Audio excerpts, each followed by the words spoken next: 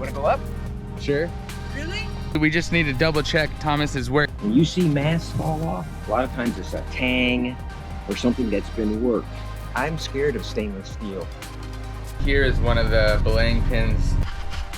Once we start sailing this thing, it's just gonna be like overwhelming. Oh my God, there's just so much, so much, and I mean, overwhelming, like fun. Join us as we make our final preparations to sail on this custom-built 76-foot gaff-rigged Ketch and catch a glimpse of how this old-school ship operates. As a matter of fact, we're bones on our boat. We're bones on our boat.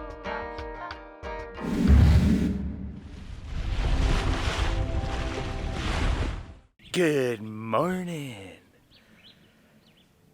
Wow, it's hot here. I knew it was gonna be hot, but still it's shocking. It's just so bright out and just woo.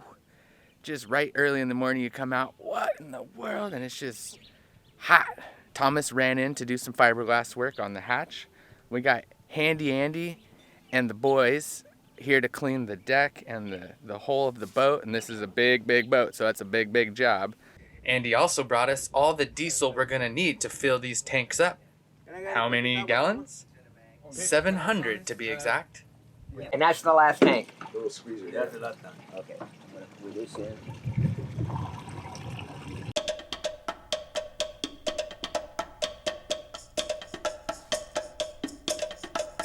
All right, the pilot house has been my duty, my job for today. These are so cool. These are heavy glass windows, and you see that you pull it up and you just cleat it off right there. But for now, all of them are down. You got this hard, fiberglass top, so you're shaded, and you got 360 windows, so you got air just flowing through all over. This is the place to be. We're done here with the pilot house. Thomas and I are gonna run in, grab this hatch that he was working on. He had to cut it apart. He has some soft spots. We're gonna really, every night now, we sit and look at the projected wind. Here's our dog. Hey, who's this? I haven't seen you in so long. Who's this? How are you? This is the guard dog for this house. Oh, this Josh. Hey, are you the guard dog? You're doing a great job.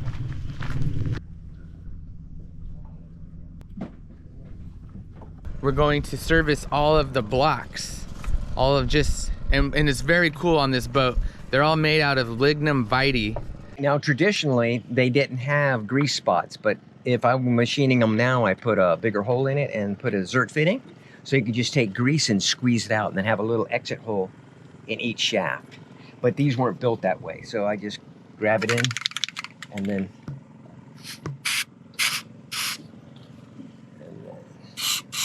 and down at the bottom, these might squeak during our trip, but here on both sides. These blocks are real simple and old style, and to get the wood, well, these aren't, but as we go forward, it's lignum vitae, and I found the lignum vitae. There was this guy that was doing he carved turtles, and I wanted to get the wood that he was carving the turtles. So I said, well, how much for a turtle? And he said, well, like $7 to get a lignum vitae turtle. So, well, how much would you sell me the wood for without the turtle being carved in it? Just the wood itself. He says, oh, $5. So I got him to get me enough wood in pieces so that I could machine out all my lignum vitae blocks, which are forever wood. It's nice stuff. Okay, that's that one. Now these are lignum vitae shells. Those are lignum, okay. And you'll see there's like no cracks, no. So I'm noticing everything is galvanized steel. Yeah. Is there I think most sailors what I've noticed is stainless steel seems to be is it just Galvanized is honest. Galvanized is honest. It's honest. Stainless steel work hardened, so every time you use it, it gets stronger and stronger, but it also gets more stiff. And then it gets to the point where it gets brittle. When you see masts fall off, a lot of times it's a tang or something that's been worked. It might have been engineered, and it'll just sit there and it'll bend a little bit, and it'll bend a little bit, and it'll bend a little bit, and then it goes. But galvanized ain't like that. It just, if it's within the memory of the metal, it's good. It'll rust through, but it's honest. It'll tell you. You get rust streaks all over the place. I've got some galvanized paint that will probably even, we might even do that today. We'll pull this up a little bit, and then we'll just touch a little bit so that it rusts a little bit slower, so it's not quite so unsightly. But for strength, and then about every 10 years, you throw the thing away, put a new one in there. And they're like 1/5. I don't like I'm scared of stainless steel for most things. I use stainless steel on the boat for where the wires go through the stanchions for chafe. There's that. Where you come in, like this is all stainless. It's painted black, but that's stainless. Anything that wears, but that's not under stress. It's not for strength. It's for chafe and stuff.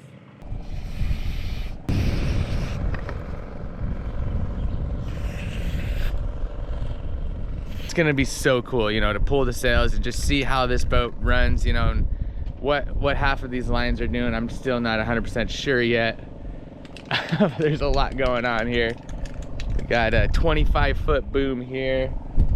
I mean, it's like 2 head sails. I don't know what you call this one. Yeah, so we're still learning. We're gonna learn so much about this boat and how Thomas and Linda, you know, built it and how they maintain it and what's their logic behind, you know, why they use, for instance, galvanized steel, which to me is, it's different than I think what I've been taught, you know, over 6 years. I just thought stainless steel was the way to go. I've used stainless for everything. Once we start sailing this thing, it's just gonna be like overwhelming. Oh my God, there's just so much, so much, and I mean, overwhelming, like fun, like good, like it's easy, Thomas says, but Thomas says ripping a diesel engine apart is easy as well, and I don't know, I didn't think it was easy. Just to give you an idea of how Thomas thinks, he was just telling us about the steering and why he went with a quadrant instead of hydraulics. He said, you know, hydraulics super easy, would have been great, but out to sea, if something goes wrong, he can't really fix it without going to a store. And the system he has now with a quadrant, it's simpler, took him a lot longer to build. If there is a problem with the steering, he can fix it out there. It's at the lazarette, and there's a lot of stuff in it, but below those lines and stuff you see there is the steering quadrant. But if you're in the middle of the ocean and it's rough, you don't want to open this up to get to the steering gear. So I've got a bulkhead forward to that, and we got a door, and I can actually open up that locker from inside the boat and then peel all that stuff out and get to the steering gear without, you know, sacrificing the integrity of the waterproofness of it. I'm replacing all of these. They're called belaying pins. So this is what we're cleaning off the main halyard, the sheets. There's all these lines that come down. This is the pin, the pin rail here, belaying pin rail, and it's just this is pressure treated pine, and these new pins that we're making are just made out of mahogany. What he's done is got some tar covered braided nylon here, and he just tied a clove hitch, and then he burned the edges off.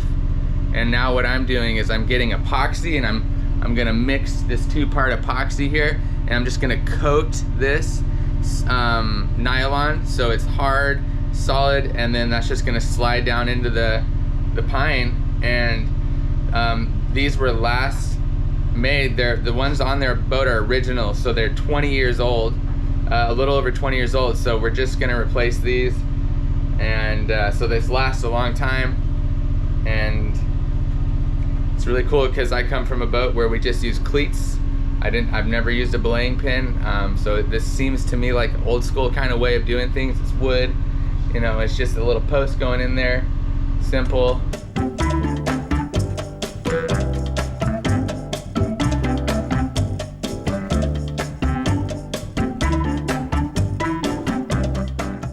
There's one, and we're just gonna set him right in here. I got about 7 more to do. There's a lot of no-see-ums over here. We're kind of close to the mangroves, and when there's not a lot of a lot of wind, those no-see-ums will get you. But we got a fan here, so that's always helpful if you got the no-see-ums, because they're just these so small. Hopefully this will keep them away. Thomas just filled us in on this epic windless and how he finagled.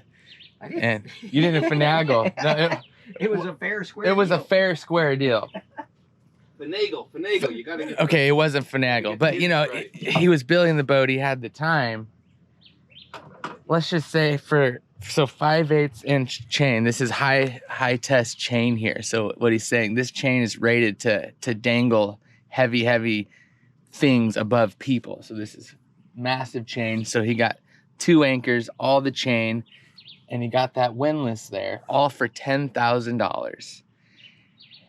And he estimates that the total value would have been about $52,000. Joel did these this morning, and the glue's nice and hard. We'll put the last one in. That's it. Just like that. Yeah, and we'll end up painting them.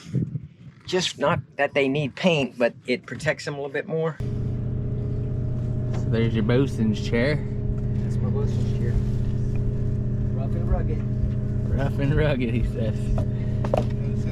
He's got his little bag of goodies here.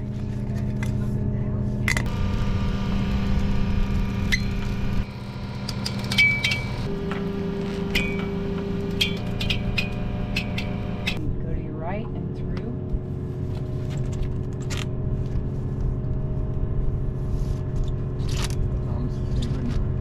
Yep. There's a lot of clove hitches. Use clove hitches. No cleat, nothing, just a simple clove hitch, and there's Thomas dangling 60 feet in the air, no biggie. Here we go.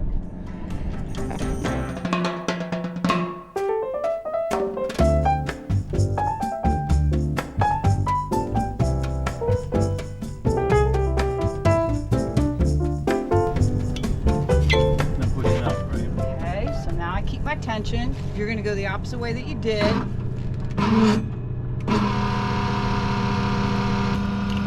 Touchdown. Okay. You want to go up? Sure. Really?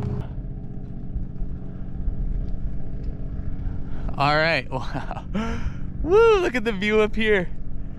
Oh, why did we come up here? Well, just to get a great view, to see things up close here, how everything's working. And honestly, we just need to double check Thomas's work. You know, I know he's been sailing for about 50 years, but you know, I have about 6.5 years of experience, and my name is Joel A. Everything's looking pretty good. Hey-oh! Woohoo!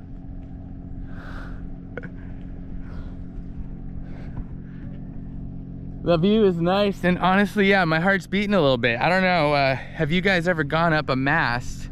And if you have, how do you do when you go up there? I'm a lot better than I used to be, honestly, you know, but I still get a little nervous.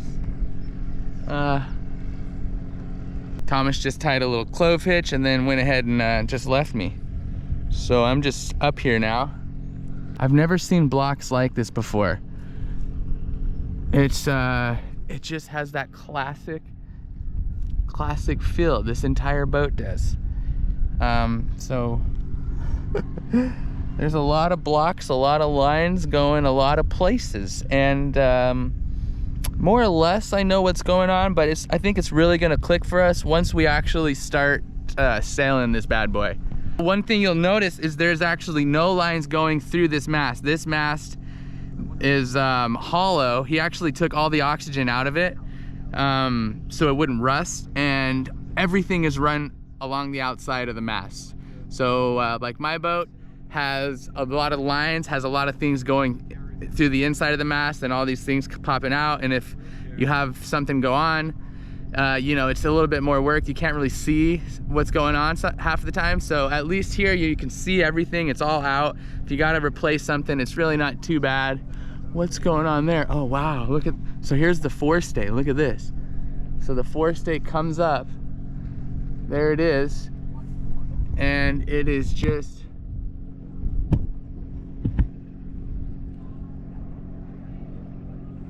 there it is. It's just wrapped around the top of the mast, and very simple. Everything, yeah, it's so simple on this boat. Very cool. How's that for a view? This is actually, it's a 65-foot boat, but the bowsprit, and then when the spanker, the boom, is pointing off the back, it actually makes it the 76 feet, and that's what they're gonna charge Thomas if he comes into a marina. Two 220-watt solar panels. These are more for when he's, you know, here in Luperon. So we're taking these back to the farm. Thomas wants to start the outboard, but I'm talking to the camera.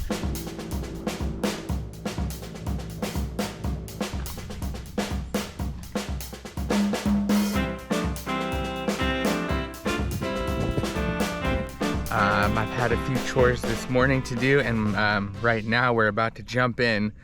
We had the boat scraped, but it's been almost a week because Thomas has had a little bit of trouble getting his passport, but it's in, and him and Linda are on their way to pick it up right now. There's a little bit of fuzz on the boat, so I've got this Brillo pad, and I'm gonna hop in and just go all the way around and get the fuzz off. Happy to have Mark this morning. I won't be the only one getting in the water. We're gonna go in and go different opposite directions and meet on the other side.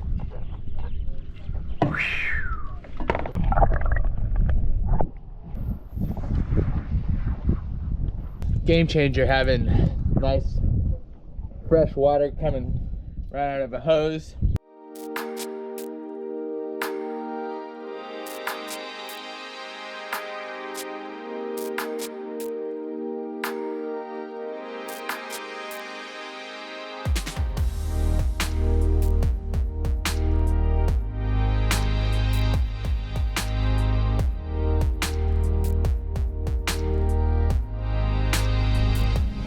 That dinghy is a beast. That thing is heavy.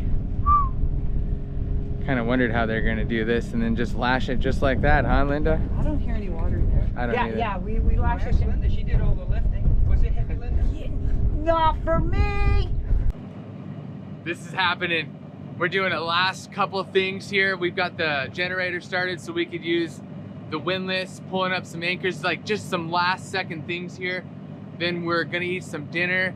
We're gonna wake up early in the morning and we're gonna start sailing to the Bahamas, baby. Subscribe, stay tuned. You're gonna wanna see how this boat operates.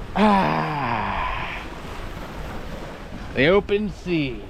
We have a good looking weather window, maybe a little on the light side of the wind, but